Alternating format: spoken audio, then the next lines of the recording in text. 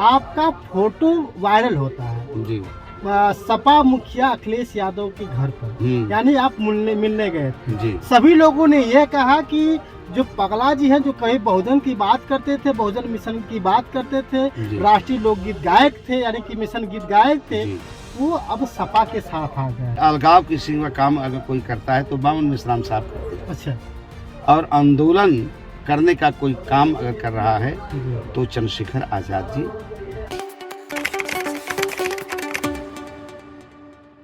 नमस्कार, मैं सत्यानंद स्वामी और आप देख रहे हैं सत्या एक्सप्रेस। दोस्तों, हमारे बीच में मौजूद है एक ऐसे शख्स जिनको सिर्फ गाजीपुर, बनारस, बलिया, आजमगढ़ ही नहीं बल्कि हिंदुस्तान का कई कोना जानता है। हमारे साथ मौजूद हैं माननीय कांसी राम साहब के साथ कदम से कदम मिलाकर चलने वाले राष्ट्रीय लोकगीत गायक किशोर कुमार पगला जी। स्वागत है सर आपका। बहुत बहुत शुक्रिया हमारे सत्या स्वामी जी। क्या पूछना चाहते हैं? मैं ये जानना चाहता हूँ कि आज देख रहे हैं 24 का चुनाव है और अखिलेश यादव जो सपा के नेता हैं, लगातार कहीं न कहीं अब उनको माननीय कांसी राम साहब की याद आ रही है, पहले नहीं आती थी। जी जी, ये सच है कि माननीय कांसी राम साहब की याद अब आने लगी है। केवल आने ही नहीं लगी है बल्कि सताने भी लगी है। तब साहब कांशीराम जी को याद किया जा रहा है, नहीं तो इसके पहले मानवर साहब, बाबा साहब को लोग नहीं याद कर रहे थे। मानवर साहब की तो बातें छोड़ दीजिए। जब उनको कहीं न कहीं ठेस लगा, कुछ उनको लगा कि मेरा अपमान हुआ या अपमान किया गया, तब से वो उनके समझ में आने लगा कि बाबा साहब डॉक्टर अम्बेडकर बहुत कुछ हैं और बहुत कुछ करके हमारे लिए, हमारे समाज के लिए करके बाबा साहब चले गए। और मार्गदर्शन कराने वाले मार्गदर्शक हमारे मानवर कांसी राम साहब की द्वारा ये सब सारी जानकारी मिली है। हमको समझ नहीं आती है कि आज जो है कि जिस तरह से देखा जा रहा है तो 24 में चुनाव है, सभी लोग अपने अपने लगातार बात करने की कोशिश कर रहे हैं कि नहीं अब जो है कि बहन जी साथ नहीं दे रही हैं दलितों का, ऐसा स्पष्ट दिखाई दे रहा है, क्योंकि सामने जो है कि चंद्रशेखर रावण भी आ गए हैं। क्या कहना है आपका? देखिए, चंद्रशेखर रावण जी वो बहुजन समाज का ही काम कर रहे हैं जी। उनके साथ में घूमने वाले जितने भी सामाजिक क्रांति के जो नौजवान साथी हैं वो सब के सब बिल्कुल बहुजन समाज पार्टी का ही काम कर रहे हैं। वो अलग से कोई काम नहीं कर रहे हैं। चंद्रशेखर आजाद अपने हैं, भाई हैं, ब्लड हैं, खून हैं। अच्छा, बल्कि अलगाव किसी का काम अगर कोई करता है तो बावन मिश्राम साहब करते हैं। अच्छा। और आंदोलन करने का कोई काम अगर कर रहा है तो चंद्रशेखर आजाद जी। मान्या बहन जी के, देखिए बहन जी से वो दूर नहीं है जी। ऐसा नहीं है, उनके साथ में रहने वाले लोग चुनाव निशान हाथी को ही वोट देते हैं। अच्छा, किसी और को नहीं देते। मतलब सिर्फ और सिर्फ चंद्रशेखर कह रहे तो आग लगाने का काम कर रहे हैं, संगठन को मजबूत करने का। बिल्कुल, जनती अमर रहे कह देने से तो होगा नहीं।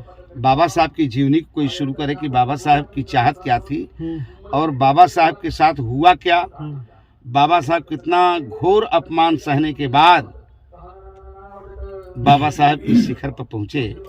ये थोड़ी ये हल्की फुल्की बात नहीं है। और यह बात नहीं कोई कह सकता कि बाबा साहब इतना अपमान सहे या हमें 6743 जातियों में बांट दिया गया, किसके द्वारा हमको बांटा गया, तमाम तरह की बातें ये सामने है।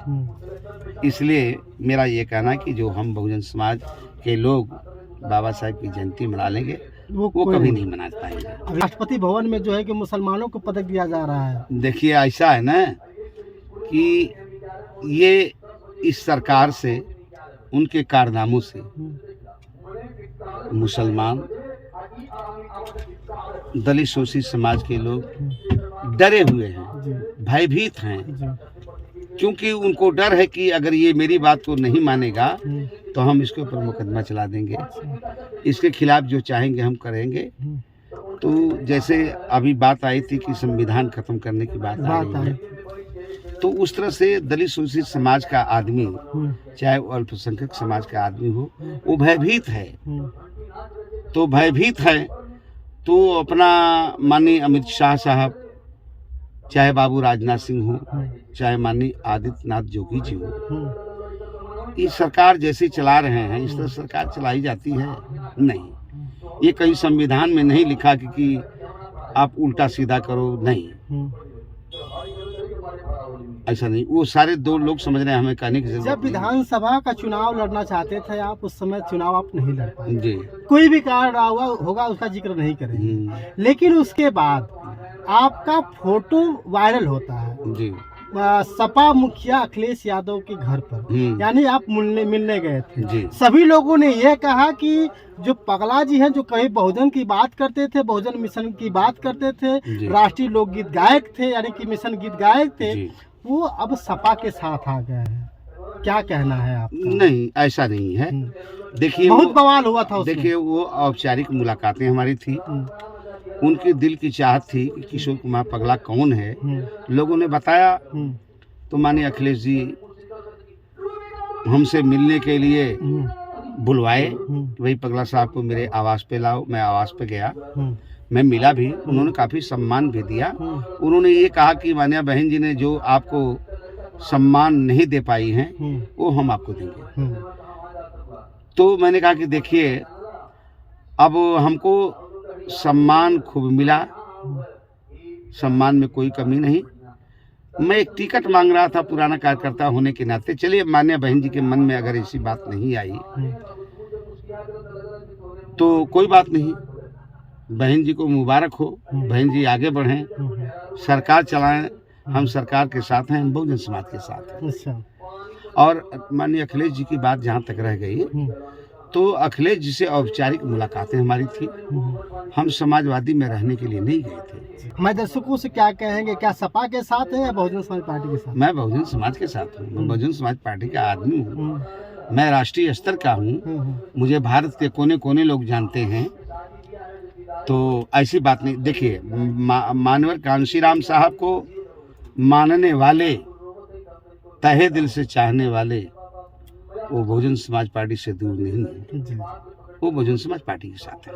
मतलब चाहे कोई भी हजारों पार्टियां बना ले, कांशीराम को कोई भी कुछ भी बना ले, कोई भी, बहुत पार्टियां बन गई तो उससे कोई फर्क पड़ने वाला नहीं है। बहुजन समाज 2024 में चुनाव दमखम के साथ चुनाव मैदान में लोग खड़े होंगे, हम लोग साथ देंगे। मतलब 24 के चुनाव में क्या लग रहा है फिर? 24 के चुनाव में अगर ये हमारा जो बैकवर्ड अगड़ा पिछड़ा समाज है, हमारा मुस्लिम समाज है, अगर बहुजन समाज का साथ दे दिया मान्य बहन जी का, तो बहन जी को इस देश का प्रधानमंत्री बनने से भी कोई रोक नहीं पाएगा। लेकिन वो लोग आ गए तो। चलिए, बहुत बहुत धन्यवाद। हमारे बीच में पगला जी थे, किशोर कुमार पगला, एक चहेता नाम, बहुजनों की आवाज। तो बहुत धन्यवाद। और हमारे बीच आपके पिताजी को मैं नमन करता हूँ, जय भीम करता हूँ, और वो मेरे भाई हैं, मैं उनको एकदम तहे दिल से चाहता हूँ और हृदय की गहराई से, हृदय से प्यार करता हूँ और बहुत बहुत साधुवाद देता हूँ। चलिए, बहुत बहुत धन्यवाद।